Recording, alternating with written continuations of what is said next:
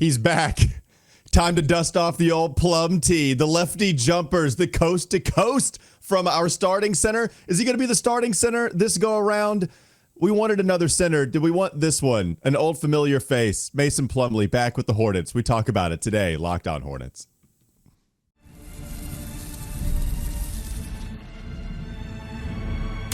You are Locked On Hornets, your daily Charlotte Hornets podcast. Part of the Locked On Podcast Network, your team every day. In a minute, cuz we live.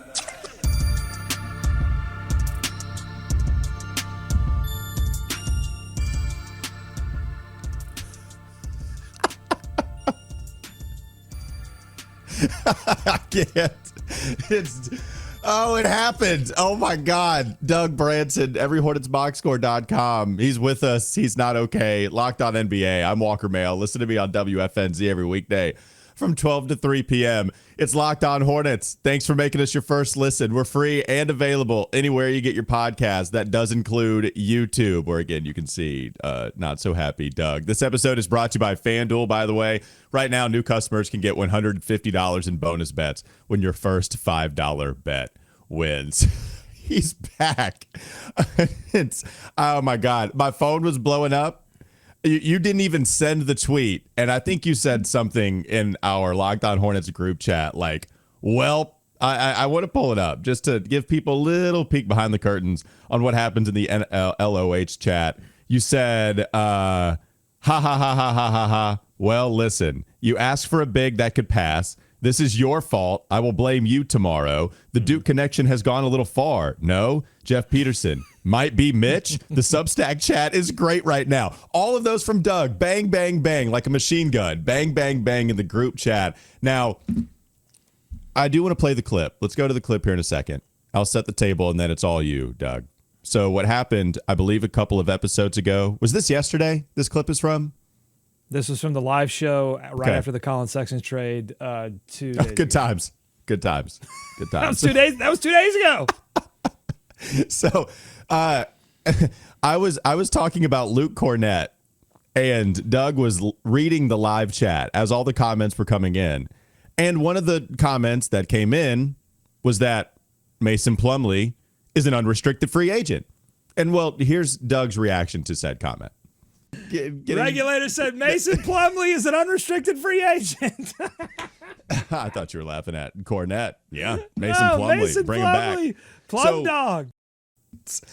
Okay, who's laughing now? Mason Plumlee. For those that don't know, I'll just read what happened here. Shams Charania tweets out yesterday, I think at around 9:20, free agent center Mason Plumlee has agreed to a 1-year, $3.6 million deal with the Charlotte Hornets. Sources tell ESPN. The Hornets get some front court depth, completing a contract with Mark Bartelstein of Priority Sports for Plumlee's 13th NBA season, and he is back with a team he previously played for. What are your thoughts, Doug? Of course it's a mark involved. They trade. I don't know if you remember this, but they traded Mark Williams. I'm sorry, they traded Mason Plumlee. What time are you talking about? I know. I was so used to saying they traded Mark Williams. The Lakers, the Suns. Okay. No, they traded Mason Plumlee to make room for minutes for Mark Williams. And now here we are. They traded Mark Williams twice in order to go and sign Mason Plumlee from the Phoenix Suns, the team, or he last played for the Phoenix Suns, the team that they traded Mark Williams to. Well, now what needs to happen is we need to go after Nick Richards. And Nick Richards wants out because he doesn't want to play behind Mark anymore. So then he can come over to Charlotte and possibly start ahead of Mason Plumlee. Is Vernon Carey still out there on the market? He played for Duke. See, Nick Richards can't come back because he didn't play for Duke. He played for Kentucky. We don't do Kentucky anymore. Michael Jordan did Kentucky. Yep. The Schlotkin, I'm getting hit with a Schlotkin right in the face today. The Schlotkin, they do the Duke. I like that a lot better than Schlotkin, by the way. I propose that we change it to the Schlotkin because it sounds like a monster. They are now the Schlotkin. No, we're doing the Schlotkin. Somebody give Vernon a call. See if he still has his Hornets jersey. Somebody give Vernon a call, man. Vernon Carey, welcome. Can I get a camera? Let's see. Get the camera. Okay, yeah, go solo, I need man. I need a camera for a second. Whew, buddy. Okay, solo Branson. Jeff, if you're listening, I know you are. You're a fan of the show. Jeff, I get you don't want to skip steps. Honestly, like I do. I want to skip steps because I'm tired of my friends getting to watch playoff basketball and I just have to sit alone and or sometimes talk to my family. I would want to be watching playoff basketball. But I understand fundamentally what you're doing with not wanting to skip steps. All I ask is that we don't fall backwards down the steps. We can fine, take each step forward individually, that's fine, but I don't want to fall backwards down the steps. Walker, what are you doing? Oh, sorry, I'm trying my lefty jumper. I was trying to. How do you work on it? It's kind of the interesting. lefty jumper. I forgot It's about. back. There's so many things. The backwards dunk. I was being reminded of it in the Substack chat. So many Mason Plumlee things that I had forgotten. The backwards dunks, the lefty midi. Oh man, the spin moves, taking it coast to coast in transition. Oh my God, did he dribble between his legs one time on a coast to coast? Like the pull up lefty, not even just a lefty. There was a game against Chicago where the Hornets already had it in the bag, and Mason just decided to put up some pull up lefty jumpers from the short corner, about 10, 13 feet out. Bang. Just bang. Eric Collins, he loves it. He's ready for the plum dog to be back on the court. I'm ready for the cash cannon to come out. I'm ready for all of it. I forgot about the cash. I don't know if I forgot or if I purged. Yeah. Those are two different things. Forgetting is something that sort of happens passively. I feel like a lot of me not remembering these things was an active thing of like, I've got to move on. Because here's the thing. If you go back and look at the stats from the last year that he was here, you're going to see a lot of orange on cleaning the glass. Like he had a stretch there leading up to him being traded. And I remember us having this conversation like Mason Plumlee is playing out of his mind right now. So good, in fact, that I think the Hornets are going to trade him because he's going to have some value on the market. But we knew that when we zoomed out, that there was no universe in which Mason Plumlee was your starting center and with that particular roster, or really, I don't know, any roster, that you were going to be a legitimate playoff contender. Not playoff threat, but just like contender to be in the playoffs. And so we knew that they had to eventually move on from him, and they did. So this, look, the contract, I don't know if you read the contract number, it's very small. If the idea here is that this is a Taj Gibson replacement, third or backup center, limited minutes, then it's fine. I don't know if it's going to be that though, because I've said this all along. Moussa Diabate to me is not like a legitimate center in the NBA. He does a lot of things, and I love the Moose. When the Moose gets on the loose, I'm just as excited as everyone. But he does not have the size to play center on a team that wants to make the playoffs. And then you have Ryan Kalkbrenner, who I think we're all excited about, but was a second-round prospect for reasons. And he played 4 or 5 years in college. That's great. Different than the NBA, going to need some time to adjust. And so anyone that looks at this and says, well, Mason Plumlee, third-string center, I'd say, unless they go make another move for Myles Turner or Jared Allen or somebody, I don't think so. I think he's probably a threat to start as much as anybody. The reason we are laughing, no, that's not true, because we'd be laughing regardless of the context. We'd be laughing at this. It doesn't matter what situation we're in. But the reason we're scared is because there is not a surefire answer as to who is starting at center for this team.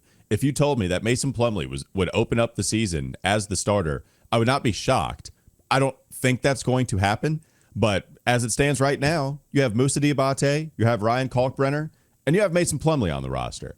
And we were all looking for one of these centers in free agency because you needed another one. You weren't going to go into the season with just the two bodies. You needed another body, but they went after one that they were familiar with in Mason Plumlee. Now, the other thing that this represents is if they really do take a bigger swing on another center out there, well, now you're going after 4, and the idea is like, okay, well, you just signed Mason to be this Taj Gibson, I hope, type role, but we don't know exactly how that's going to, if that is exactly true. So then does that mean like Kalkbrenner and Moussa Diabate are further down the bench and now we don't see as much from them? I don't think that's going to happen. So now you start to discuss, okay, are they really, it doesn't preclude them from going after another center, but like now are we going to carry 4? To me, there were so many centers, Doug, at 6 o'clock once the negotiation period really opened up. We got word earlier from Day'Ron Sharpe where everybody was in on Day'Ron Sharpe. He was one of the first reported, hey, no, he's going back to Brooklyn on a $6 million a year deal for $12 million total, which is, oh, God, that's frustrating. Like, I'd have given him 8. I'd have given him more than that. And then you look at the Spurs. And maybe to be fair, maybe they offered that, and Day'Ron was like, I just would like to go to Brooklyn. I don't know. Maybe and that might be the case for all these guys, because you think about it, Clint Capella goes to Houston. Now they have a billion centers, and I think they're all better than the ones we have right now. So Houston has a billion of them. Capella on a $10 million or less deal. Luke Cornett right there, smack dab at $10 million. And so you see all of these centers go off of the board very quickly. It does remind me, if you care about the NFL, of what happened at the linebacker position in NFL free agency this past go around. They're all valuable, but none of them got big money, but they're valuable enough because they don't have to spend a lot of money on them. And that's what happened at center. And then it's like, well, hell, man, we need somebody. Let's just go get Mason Plumlee and lock him in so we're not caught with our pants down. And that's what scares us, is that you can make an argument for him to be a starter. You can make an argument for him to be a backup. You can make an argument for him to be Taj Gibson and just really not get any minutes whatsoever. Anything is on the table with this signing as it stands with the roster currently constructed. Yeah, I mean, he knows some of the players. Like, he's played with LaMelo Ball. I don't know. It's this one's. There are other colleges other than Duke. Let's talk more about this, because I'm not done with Mason Plumlee thoughts, because you know what's bothering me? This is my tease ahead. What's bothering me is how quickly people within the Hornets sphere got online and said, this is fine. This is fine. Maybe it ends up being fine, but I think we really rushed to this is fine a little too quickly. Okay. Coming up next on the Locked On Hornets podcast. Bees everywhere! Doug tells you why you're the dog amidst the burning down house, saying this is fine. And we discuss the updates on Josh Okogie and Tre Mann. A couple of updates there to discuss. Coming up next, LOH. Woof. Jeff, your center. Woof. This episode is brought to you by FanDuel. Summer sports are in full swing, and whether you're all about baseball under the lights, golf on the green, or high-stakes soccer action, FanDuel is the best way to make every game even more exciting. You're already following the action. Why not make it a little more thrilling? With FanDuel, you can get in on the game while your friends are getting sunburned at the beach. Ouch, don't do that. You can use FanDuel to track all your favorite matchups. The app keeps it fresh with new daily promotions and fun ways to bet. It's easy to use, they give you a fast payout, and it makes even regular season games feel like must-watch events. Whether you're placing a same-game parlay, watching a bet ride into the ninth inning, FanDuel makes it feel like you're a part of the action. If you're new to FanDuel, new customers can bet just $5 and then get $150 in bonus bets if your first bet wins. Open the FanDuel app today or visit FanDuel.com to get started. More Locked On Hornets ahead.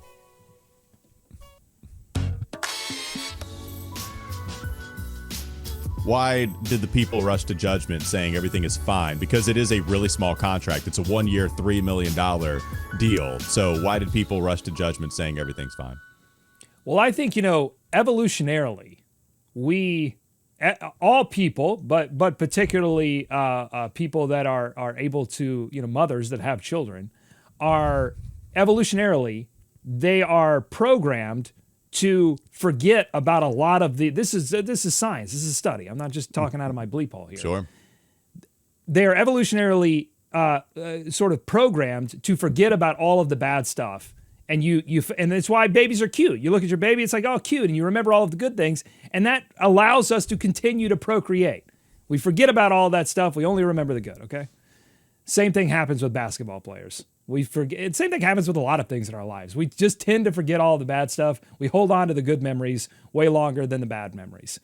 And yeah, I mean, look, there was some fun highlight plays from Mason Plumlee, but the bottom line is that there were people within the organization at the end of his tenure that were very frustrated with the fact that in transition, he would just not go to the rim. He would not put his big body in the position that they needed him to put his big body in. That if he got one-on-one with the guy defensively, he could be an impact player, particularly at the rim.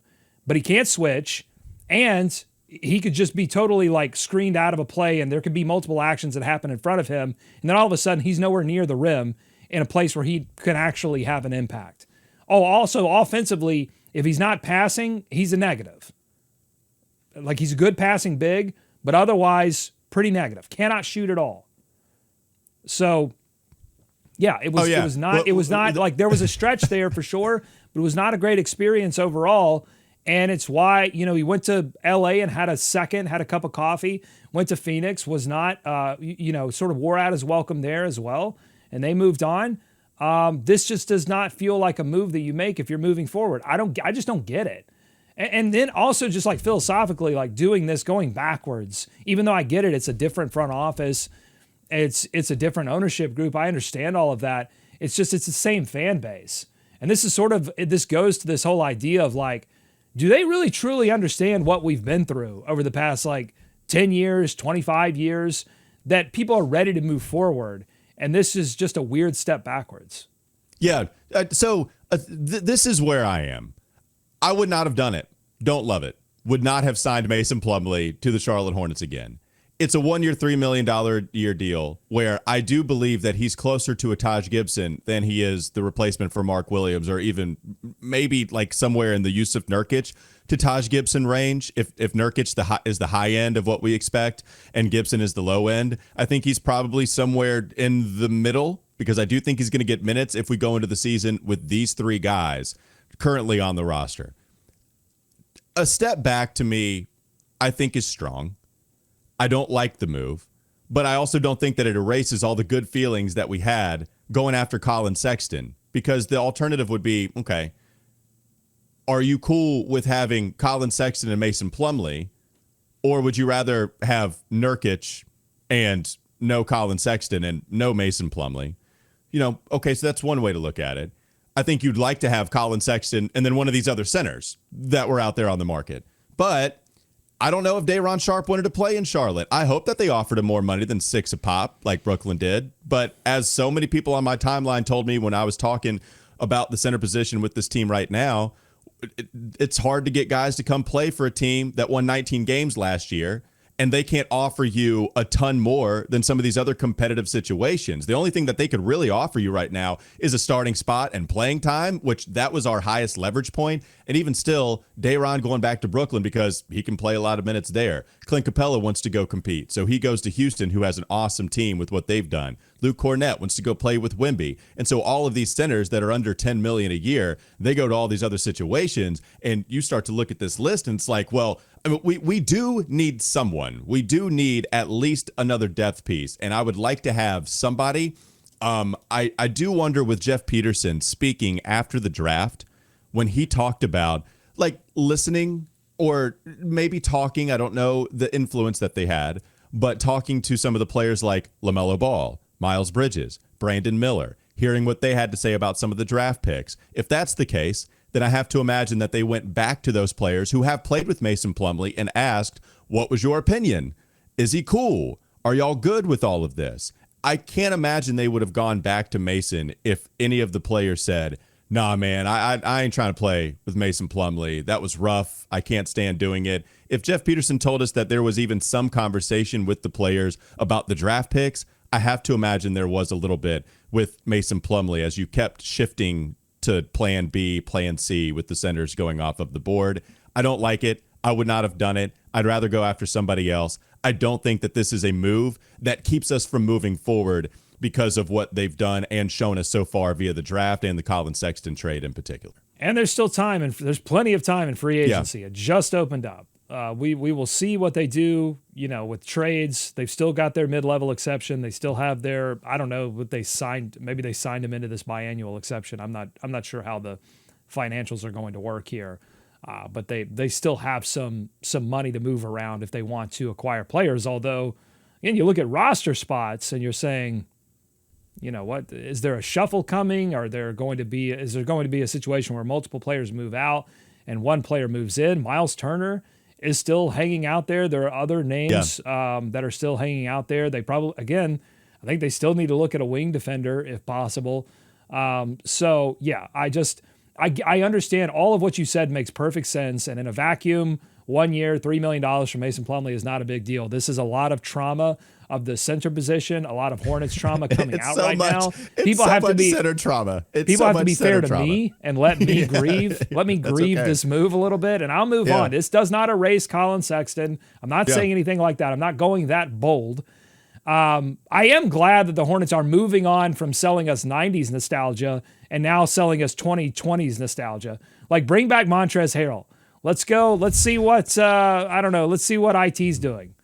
I mean, look, you bring back Trez. That was some of the most fun two-man game stuff I've seen from LaMelo in terms of like lob threats. LaMelo and Montrez were fun on offensively. But no, it's scary because I think you bring up the roster spot. Maybe we can have that conversation going into the third segment. But that's where it gets scary to me, too. It's, okay, we don't have a defined role for Mason right now. The fear is that we don't know what's going to happen. But I don't want to put Sion James on a two-way contract, Doug. I'd rather just have him on the roster. Like, I want to collect all these guys that we just selected. I don't want him to be next year's KJ Simpson on the chopping block because he's a two-way guy. And I guess Sion would have to play himself into something like that. So he still has a lot to say for it. But I want Sion to be on the team. Like, I want him to be a member here, at least Sion with what to be on the team. That's right. Liam McNeely, I think he's probably the most likely Greensboro guy, but yeah, the 29th pick, that's a first round selection. I think you just want him on the roster outright. And then so if they're going after a center, another one, right? If they're going after another center. Another one. And then we're talking about Tre Mann too. So another center, Tre Mann, all four of our draft picks. I don't even know how you bring back Okogie, but we got some updates. Let's move on. Or do you want to say something real quick? Just really quickly, you want to get really scared.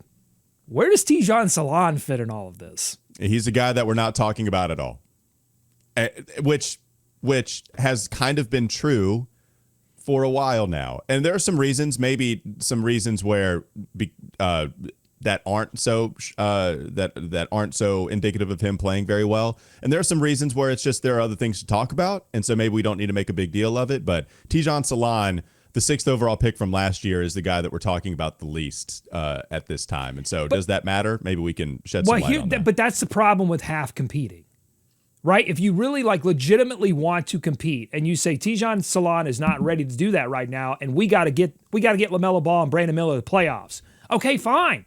I buy that. Do everything possible. That's not signing Mason Plumlee to a 1-year, $3 million deal. That's not that. And then, or on the other side of it, if you want to say, actually, we're actually in the second inning of a 9-inning ball game. We need to get Tijan minutes. Then move Miles Bridges or move Grant Williams and open up a spot for Tijan Salon. But no, instead, you're doing this half competing, half not thing, toe in the water. And meanwhile, what role is there for Tijan Salon? Anyway, I know you want to move on. Sorry. Trauma. Let's move on. Coming up next on the Locked On Hornets podcast. Bees everywhere! Tre Mann update. Josh Okogie update. What in the hell are they going to do with the rest of the roster? We find out, or we attempt to find out, coming up next.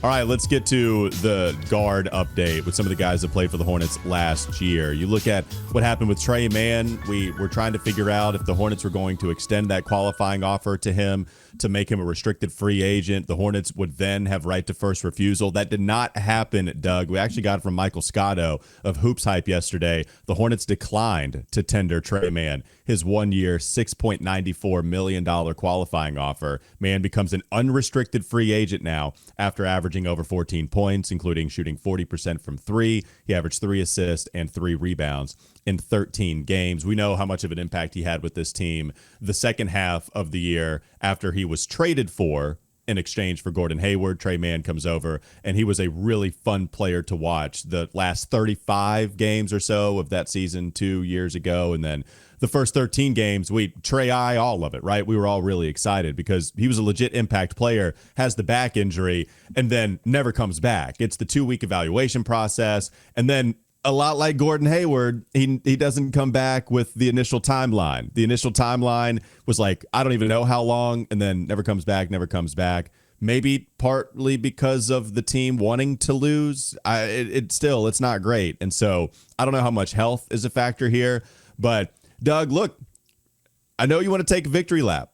I know you were texting about Tre Mann. No, not you. Not you. No, of course not. But no, we had the $13 million a year conversation. Would you do it?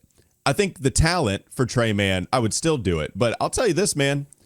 Not in this market, though. Like, this is the thing. If you look at the context right now, nobody's getting paid.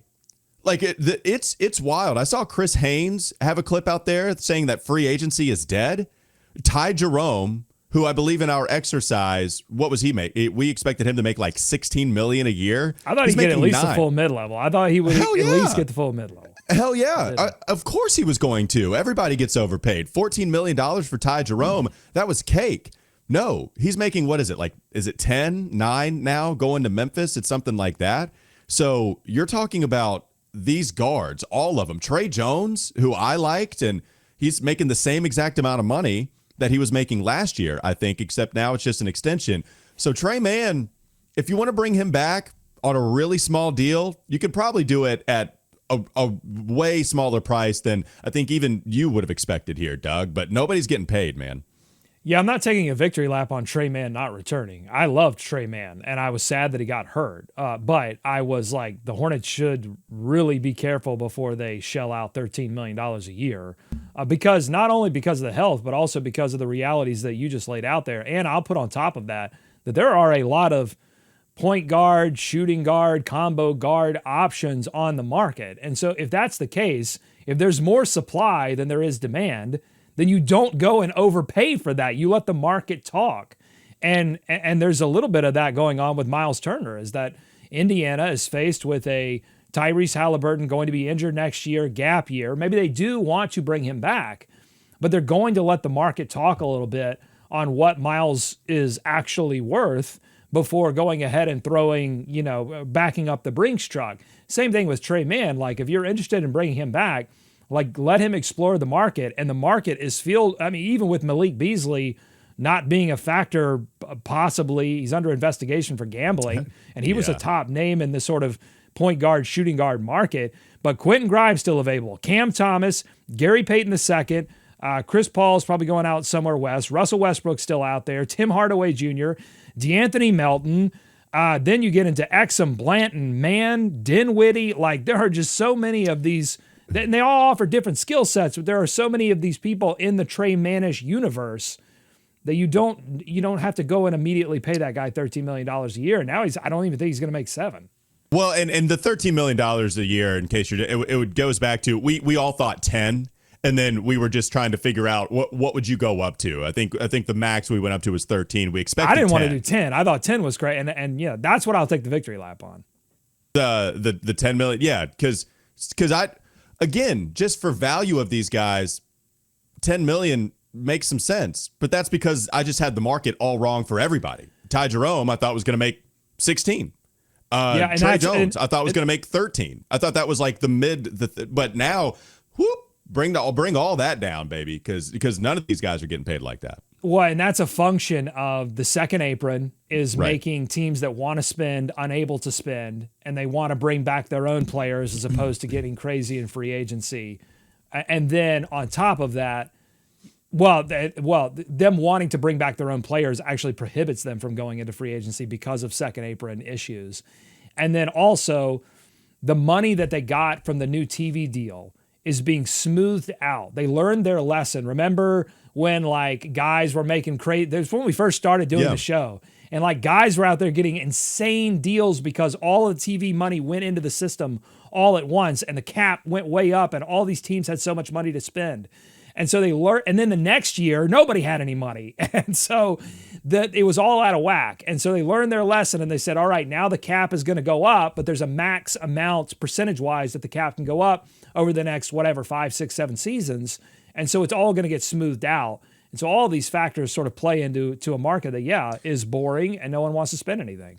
And you know what? It's a perfect storm of negative outcomes for Tre Mann, and I hate it for him, man, because it looked like anything but that. So here you have a market where nobody wants to spend money. You have the second apron structure. You have Tre Mann coming into a year where you only play 13 games and you get injured. Not only is it an injury, it's a back injury, which everybody is scared of. You never come back despite the initial timeline. Now you have Shams carrying the water for the agent saying, hey, he's ready to go right before we get to free agency, but nobody's buying. qualifying because everybody knows how the game works. And so now with Ty Jerome making so much less money, just the guys that you thought were going to get paid a lot at this spot, Tre Mann is now going to be on the outside looking in. Now he's an unrestricted free agent. Like we thought, okay, well, this is going to be a qualifying offer. Anything I read, the lowest outcome for Tre monetarily was just play 1 year on the qualifying offer. Now you're saying that he might not make, maybe even it's likely that he doesn't even make what he would have in this upcoming season,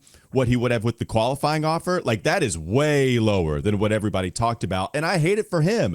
I love him. If you were to ask me what I would do with Tre, I'd love to just lean in to this identity of a bunch of dangerous guards where the ball's popping, everybody's a threat to do a bunch of different stuff. I like what Tre Mann brings defensively. Again, you can play through him because he's not big and he's not crazy strong.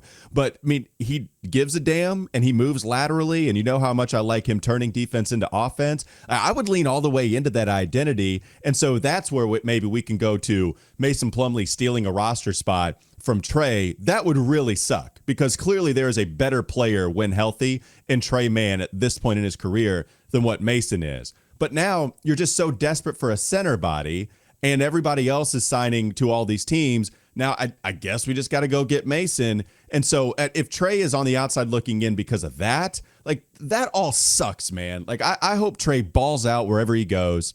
And then he turns that into the contract that I think he deserves because of what his play dictated before. I just hate all of it happened. I hate it. But he's got to play the games. No, I know. We all saw the spark. And had he played it out and played 75 to 82 games at that or slightly below that level, then we wouldn't be here. They wouldn't have traded for Colin Sexton. But it doesn't matter what you feel or what you want to have happened or what you believe would have happened.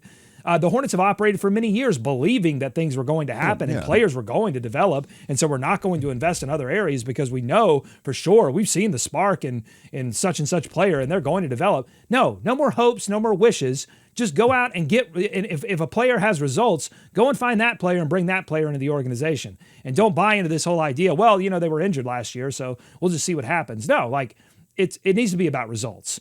And so that's what this, bottom line, that's what this is. And, a little bit of this plays into the Okogie situation where they push back the guarantee date. So we're still waiting on news from Okogie.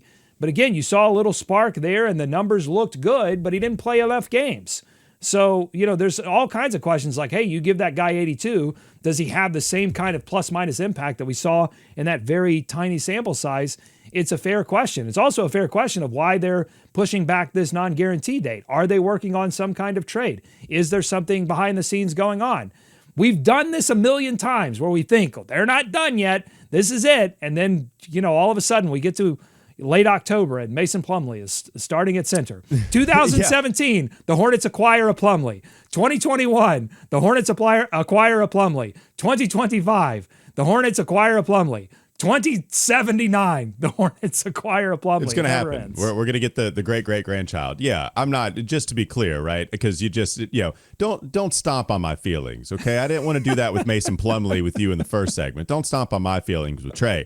I'm not saying to view him as charity and just throw him as much money as possible because we like Tre around here. Nobody is saying that. That's bad business. You'd go bankrupt immediately. I can still feel bad for how it all played out with Tre because of all the promise that had for him. And it sucks that it happened, and yet still I'm not going to give him $15 million because the market doesn't dictate it. And that's what your responsibility is as a GM. It's what your responsibility is as an organization. You brought up Okogie. Just for those that don't know, the Hornets and Josh Okogie have agreed to push back the decision date on his $7.75 million non-guaranteed salary to July 15th. And so yesterday was the deadline, but the two parties agreed to push back that deadline. If they waive Josh Okogie, now they can free up that almost $8 million. If they don't waive him by that deadline, now they're on the hook for paying, all of that money. Thus is the guarantee contract decision that they have. Yeah, but if they trade him, then the other team, so let's talk about the Myles Turner situation, right? You've got Indiana. If they were to do a sign and trade for Myles Turner, and I don't know all of the math, but they're going to want to also get under apron. Like if you're like, hey, we're going to take a gap year, you also don't want to pay a bunch of money, a ton of money in taxes and do all of the things that you have to do or the things you can't do because you're in the second apron. So I think they would be incentivized to get their salary number down. A good way to do that is trade for a non-guaranteed contract that then you could waive after the trade. So all of that, I think, factors into this decision, but it doesn't mean that they're cooking up something. It could just mean, they're just leaving their options open. And then when they get to the July 15th, they'll either guarantee the deal or they won't. And then we'll all move on. And by the way, I'm not discounting your regret, because I think if there is any feeling that is more familiar to a Hornets fan than just sheer uncut regret, I don't know what that feeling is. No, well, thank you. I feel heard now. Thank you. I don't want you to stomp on my feelings because I'm sensitive. The Okogie stuff, it makes sense for both parties to do this. And I'm glad the Hornets decided to do it. But here we are talking about how the market is so much smaller than what we thought for all of these guards, whatever your identity is. Man, Okogie hits unrestricted free agency. He ain't getting almost $8 million. So, of course, you say, yeah, let's push this thing back. Can we push it back further? Like that, to me, it would just mean smart business for Okogie also. They're going to do something. Let's push. If you can trade me, okay, let's go ahead and push this thing back. Trade me, and I guess I should know about the rules in terms of, would it just go ahead and trigger? Would they trade for Okogie with the plan to use him, or would they trade for him with the flexibility to then drop him with this July 15th date? Does that transfer to another team? So I would think it does. But either way, it makes sense for both parties, in my opinion, for the possibility to have this thing trigger and lock that $8 million in. And with the Hornets, you get more time, which is valuable on what they might do with the rest of this free agency period. Very last thing here. As much as this Mason Plumlee thing is triggering me, I will admit, and I need some time to process, and I'll come to terms with it, and then I'll come back to this show with a much more fair, nuanced basketball take. Okay, you just got to give me time. I will say, it's better than them going after Jackson Hayes. That was another name that would have triggered me in all kinds of other horrible directions. At least they went and got a guy who, is not having all of those off the court issues that the Hornets are extremely familiar with and somehow gravitate towards, or at least they did in the past. Maybe they are growing and learning a little bit in that direction. All right, last question. Mason Plumlee at $3 million or DeAndre 8 and 4, whatever he'd get paid. Oh God, again, yeah. So the bullets dodged here. I think you could take that away from this whole situation. Because the Aiden thing would have been awful, and Aiden may go. Yeah, I mean that would have been awful because I think Mason, best case, he's a neutral, right? It's a neutral sort of deal. I don't buy that he's the same as Nurkic. That was a few things that I read is this is basically like you trade Nurkic for Colin and you get Nurkic back. No, Mason is a extremely different and I think less effective player than Yusuf Nurkic. We can be honest about that. It's not hating on Mason Plumlee. We can be honest about that. Mason's 35 years old this year. When he was doing all this stuff for us, he was 32 and 31, which is also older. Yeah, his first year with the Hornets, he was 31 and a half years old. Second, before he was traded to the Clippers, he was 32 and a half. He's going to be 35 and a half years old this year. But Aiden would have created, could not abide. I would have had a much different reaction, a much less funny reaction. Oh yeah, no, 100%. This is right. We can still find the comedy here. DeAndre's starting, baby. You bring him in, and that's your starting center, and probably for a decent amount of money if he's agreeing to come to Charlotte. With that whole centers aren't wanting to come to Charlotte thing unless you pay up. So you're right. Okay, let's end on that positive note. At least it wasn't these other options we deem horrible. Doug Branson, everyhornetsboxscore.com, Locked On NBA. Go make Locked On NBA your second listen. They're doing great stuff over there, breaking down all of the news. Matt Moore, Hayes, Doug Branson. It's a great show. Make it your second listen. Walker Mail, I'm on WFNZ every weekday from 12 to 3 p.m., 92.7 FM. Again, every weekday from 12 to 3. Have a great rest of your day. We'll be back with you tomorrow. Hope is the sickness, cope is the medicine.